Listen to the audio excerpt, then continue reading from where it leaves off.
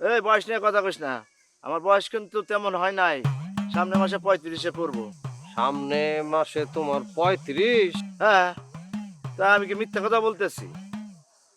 অবশ্য আমারে দেখলে বোঝা যায় না, মনে হয় যে বয়স আরো কম। হ্যাঁ, এটা অবশ্য ঠিক। আপনি তো কচি, একদম কচি শসা, কচি ডাবের পানি, কচি মাল। ও মামা, এখন কি ভিডিও বানানো যায় আর বলেন তো? কি ভিডিও বানাবি সেটা আমি কি জানি। না, গ্রাম তো পুরো ঘোরা টোরা শেষ, অলিগলি সব জায়গায় এই ভিডিও করলাম। এখন এখন আর কি বানানো যায় আমি তো বুঝতেছি না। আর কি বানানো যাবে? আর কিছুই এই কবরস্থানের ভিডিও বানানো যাইতে পারে, এটা কিন্তু বানানো নাই। চল কবরস্থানে যাই। ঠিক করে নাই খালা, ঠিক করে নাই, আমার সাথে প্রতারণা করছে। আমি কি ছেড়ে দিব রে? আমি তো ছেড়ে দিব না। আমি কি করব খালা?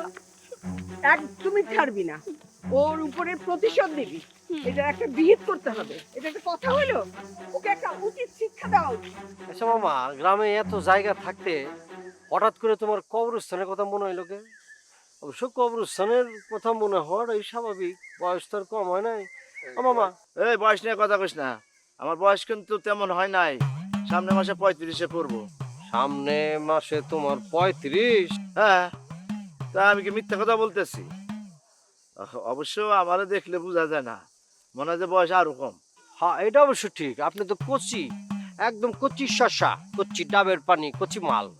আপনার অঙ্গে অঙ্গে যৌবনে ভরপুর, টকবক টকবক করতেছে। পাকিস্তান আমলে পয়দা, বয়স বলে 35। কিছু বললি? না না, কিছু বলি নাই। আচ্ছা তাহলে কি যাবি কোথায় যাব? ওই যে কবরস্থানে ব্লগ বানাইতে? কবরস্থানে যাইতে হইব। আপনার কবরস্থানের চিন্তা মাথার থেকে গেলই না। না, এক কাম করো তো মামা, চলো কবরস্থানে গিয়া ভাঙ্গা ভাঙ্গা একটা কবর খুঁজা ওটার মধ্যে তোমাকে হান্দায় দেই, তারপর একটা ব্লগ করি। হ্যাঁ, রাগ করস কিসের জন্যে? আচ্ছা ঠিক আছে, বাদ দে। তাহলে চল শ্মশানে যাই, ওখানে গিয়ে একটা ব্লগ বানাই। কারে নিয়ে যে আমি ব্লগ বানাইতে আইছি। কি হয়েছে কি? মানে তুমি আমার দিকে এইভাবে তাকায় আছো কি? আমি কি কোনো কিছু করছি নাকি? মামা দেখেন তো কি এই কি ঘটনা কি? আরে এই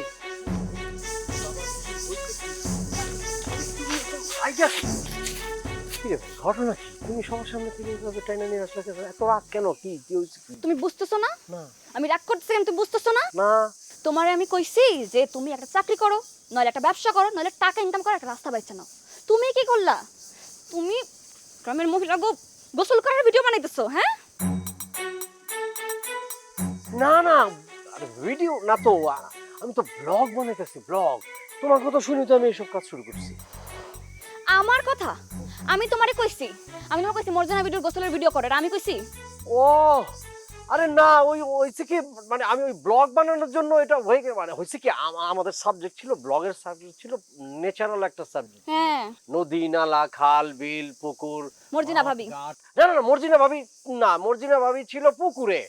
উনি টুপুর টাপুর গোসল করতেছিল, তো আমরা এরকম চালাতে চালাতে চালাতে চালাতে হঠাৎ করে পুকুরে এসে দেখি উনি ডুব দিতেছে, গোসল করতেছিল আর কি। এইভাবে উঠে গেছে। আমরা তাকে উদ্দেশ্য করে তো করি নাই কিছু, মানে আইসা গেছে, ফ্রেমে আইসা গেছে, ব্লগের মধ্যে সে আইসা গেছে। সে সাবজেক্ট না, সে ছিল অবজেক্ট, এই জিনিসটা আর কি। তোমার এইসব কথা কে বলছে? ঝন্টু ভাই ছিল, ঝন্টু ভাই আইছিল আব্বার কাছে বিচার দিতে। হ্যাঁ, তোমার আব্বা কি কথা শুনছে? না, আব্বা তো বাড়িতে ছিলই না। তোমার ভাগ্য ভালো। আল্লাহ বাঁচাইছে। তুমি আমার কথা বুঝতে পারছো? বিশ্বাস করো, উনি ওনাকে উদ্দেশ্য করে কিন্তু আমরা ব্লগ বানাই নাই। উনি মানে জাস্ট ফ্রেমে আইসা পড়ছে, অবজেক্ট। উনি উনি কিন্তু সাবজেক্ট না। হইছে হইছে, তোমার সাবজেক্ট অবজেক্ট বুঝান লাগবে না, আমি জানি। সাবজেক্ট গাছপালা নদী নালা। আই নো সাবজেক্ট কি অবজেক্ট কি আমি জানি। তুমি জানি না তুমি মর্জিনা ভাবির ভিডিও করছো? না রে বাবা, এই কাম আমি করতে পারি, আমার চরিত্রে এটা যায়। তুমি এগুলো বিশ্বাস করো, তুমি আমি বিশ্বাস করো না? আমার চরিত্র ফুলের মতো পবিত্র।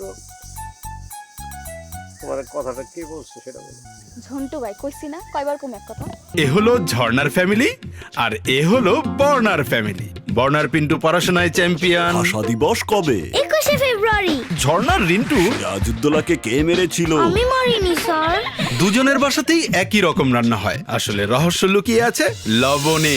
ঝর্ণা ব্যবহার করে সাধারণ লবণ, আর বর্ণা ব্যবহার করে ভ্যাকুয়াম ইভাপোরেশন পদ্ধতিতে পরিশোধিত মোল্লা সুপার সল্ট, যাতে কোনো ক্ষতিকারক কেমিক্যাল থাকে না। নে তুইও নে। মোল্লা সুপার সল্ট, যে লবণে মাথা খোলে।